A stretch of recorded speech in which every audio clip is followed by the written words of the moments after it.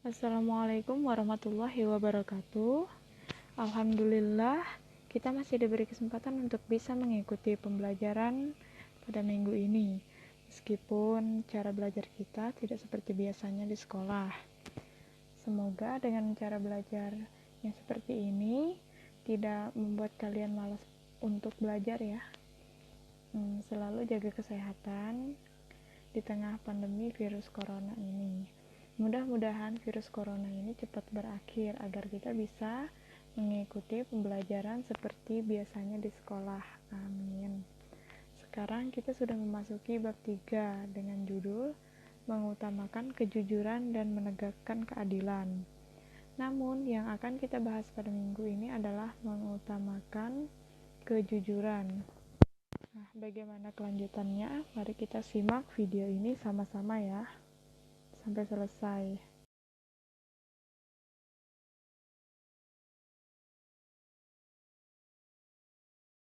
Langsung saja kita ke pembahasan yang pertama, yakni pengertian jujur. Jujur adalah suatu perilaku yang mencerminkan adanya kesesuaian antara hati, perkataan, dan perbuatan. Apa yang diniatkan oleh hati, diucapkan oleh lisan atau mulut kita dan digambarkan dalam perbuatan. Nah, jadi apapun yang kita lakukan atau kita ucapkan, itulah yang sebenarnya yang terjadi. Kejujuran dalam keluarga merupakan pondasi awal bagi kelangsungan kehidupan di masyarakat. Kejujuran harus diutamakan dalam setiap pergaulan, baik itu di rumah, di sekolah, maupun di masyarakat. Kerugian akibat ketidakjujuran akan dirasakan oleh diri sendiri dan orang lain. Nah, seseorang yang tidak jujur itu akan sulit mendapatkan kepercayaan dari orang lain. Sementara orang lain yang pernah dibohongi akan merasa kecewa dan sakit hati.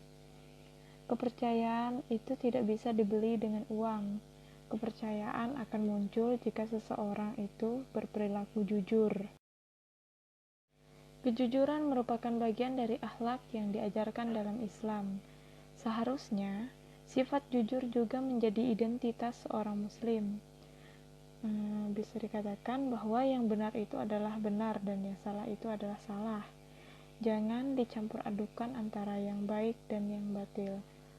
Allah Subhanahu wa Ta'ala berfirman, yang artinya, dan janganlah kamu campur adukan kebenaran dengan kebatilan, dan janganlah kamu sembunyikan kebenaran sedangkan kamu mengetahuinya. Quran Surah Al-Baqarah Surah kedua ayat 42. Lalu Rasulullah Shallallahu Alaihi Wasallam juga bersabda di dalam hadis yang artinya, hendaklah kalian bersikap jujur karena kejujuran itu akan membawa pada kebaikan, sedangkan kebaikan akan membawa kepada surga. Hadis riwayat Tirmizi.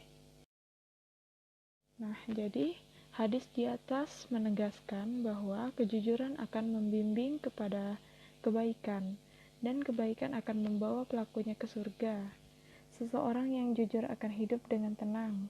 Ia menjalani kehidupan dengan penuh optimis dan semangat. Berbeda jika seseorang pernah berdusta. Tentu akan diselimuti rasa bersalah dan gelisah. Dusta yang pernah dilakukan akan ditutupi dengan dusta-dusta yang lain.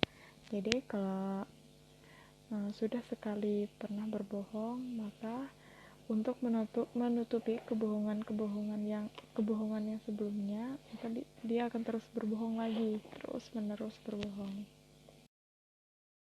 Lalu apa saja contoh-contoh dari perilaku jujur? Yang pertama, harus jujur kepada orang tua. Lalu yang kedua, tidak mencontek pekerjaan teman baik di sekolah maupun di rumah. Yang ketiga, tidak berbohong kepada guru jika belum mengerjakan tugas. Yang keempat, jika menjadi pemimpin masyarakat, kita harus jujur dalam menjalankan setiap tugas yang dilakukan oleh seorang pemimpin, baik itu jabatanmu ketua kelas, kepala sekolah, kepala desa, bahkan sampai presiden. Kita semua harus menanamkan perilaku jujur. Lalu pembahasan yang terakhir adalah menerapkan perilaku jujur. Perilaku jujur dapat kita terapkan di rumah, sekolah, maupun di masyarakat. Untuk memahami cara menerapkan perilaku jujur, perhatikan contoh perilaku jujur berikut. Yang pertama, ketika kita di rumah, kita hendaknya melaksanakan tugas yang diberikan oleh orang tua dengan sebaik-baiknya.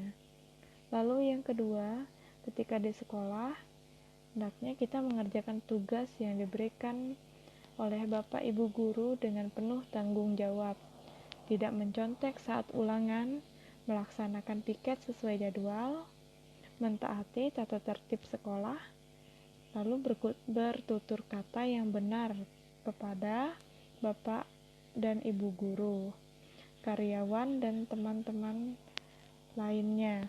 Jika bersalah, kita harus mengakui kesalahan kita. Lalu yang ketiga, ketika kita di masyarakat, kita dapat berperilaku jujur dalam rangka membangun masyarakat yang tenang, harmonis, dan saling menghormati.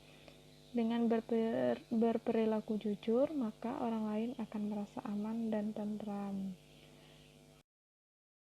Nah, itulah pembahasan kita yang terakhir untuk minggu ini. Nah, untuk tugas kalian pada hari ini bisa kalian simak di video ini ya, sudah saya cantumkan. Kita akhiri pembelajaran ini dengan membaca hamdalah. Alhamdulillahirrabbilalamin. Semoga pembelajaran hari ini bisa kalian pahami dan kalian ambil hikmahnya. Terus semangat menuntut ilmu, karena Allah selalu senang dengan hambanya yang menuntut ilmu. Terima kasih. Wassalamualaikum warahmatullahi wabarakatuh.